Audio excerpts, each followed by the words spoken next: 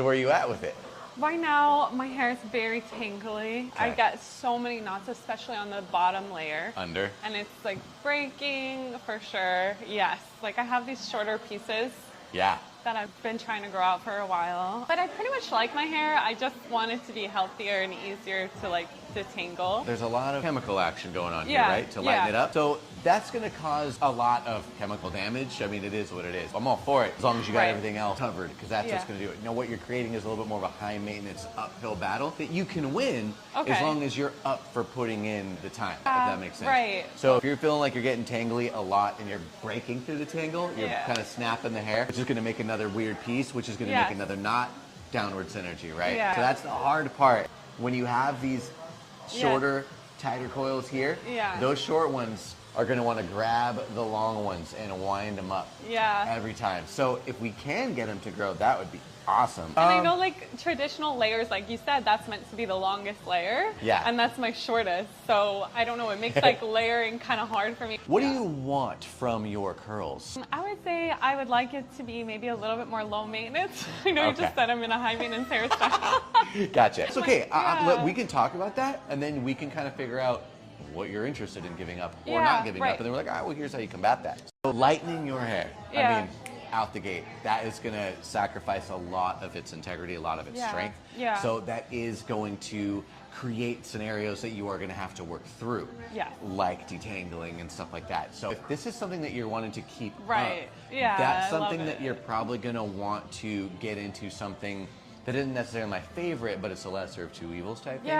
Like a Olaplex #3 mask, not the line. You don't need, a lot of people wind up over proteining and it gets weird and even more brittle than it already was. But let's go over some of the really basic ones and see if you're in there or not. Do you sleep with your hair wet? Well, not anymore, because I found your page in January. So since January, I stopped using Aussie Moist. That was the conditioner I used. Gotcha. And it was like, it would make it very easy to detangle, but then my hair looked like shit when I stopped using it. It was really bad. That's a really, really common one. Because it's big and it's cheap. For sure. But like you were saying, when it's in your hair, cool, you feel the slip and stuff like that. But I mean, we can just flood your hair with oils and it's going to get a lot of slip too, but there's a big problem with that as well, right? Same situation. And that's why your hair winds up looking less than what it could be looking like, just because of what's in it. And unfortunately, that's just how product companies develop their products, is they're like, oh, what's your big concern? Like, I can't get through my knots. So like, okay, cool, dump a bunch of oil in it. I don't want to see frizz. Cool, dump a bunch of oil in it. It solves a lot of symptoms. It doesn't fix the fucking problem. In fact, it exacerbates it. I haven't straightened my hair in a couple years. Good. I don't use my heat or anything besides a diffuser, which I do if my hair is still wet before I go to bed. But I try to make sure my hair is air dried before bed. There you go. I'm learning. You're already way ahead of me. Awesome. It's going to make things easier moving forward. And you said you kind of just got rolling on this stuff as of January? January. You're still super new. So if you do everything the way we want you to do it, kind of permanently, you'll see changes and growth and better situation up till about 1.5 years. All right, so as far as the cut goes, I see that the layers are really long.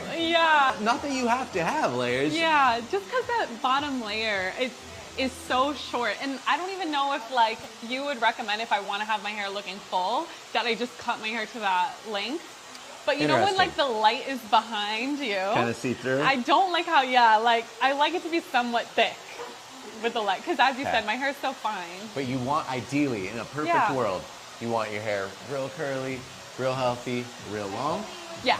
Okay. We got to aim for that. Even if that does mean we need to rewind it a little bit for the sake of having some stronger ends to get the length back. Totally. Great. I mean, there's stuff on the bottom that I absolutely have to take I thought it was anyways. like this much, maybe like my whole hand worth. Yeah, I can see that. And that's even if we were simply just going across the bottom. When I pull this in I do like these little I do too. pieces. I love those. I kind of want to lean into that actually. Okay, cool. How does this sound?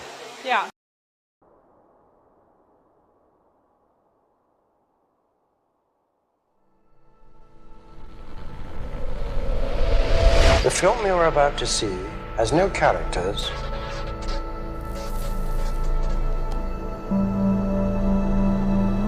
If you spare a little of your imagination, it is a film to describe to you the effect of cymatic frequencies on matter.